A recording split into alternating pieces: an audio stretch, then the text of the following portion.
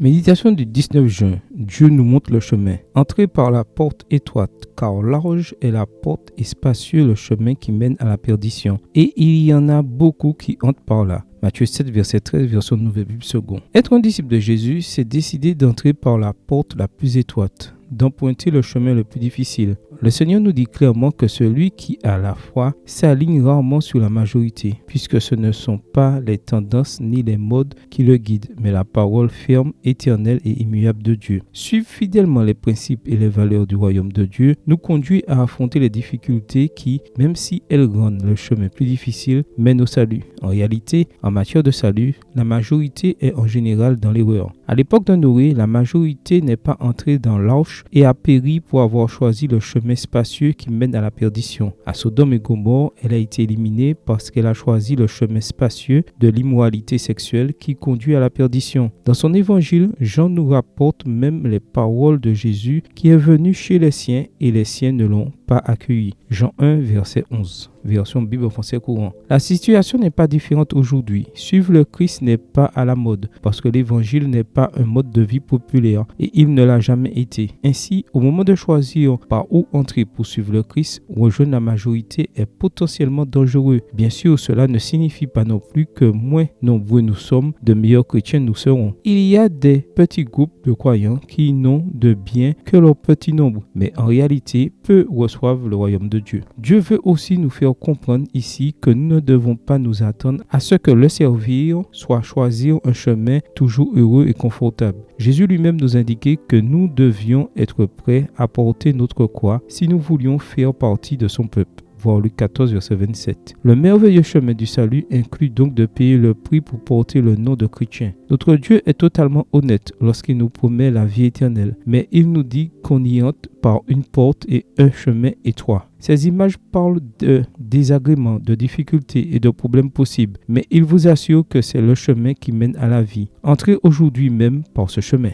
Amen. Bonne journée à vous et que le Seigneur vous bénisse.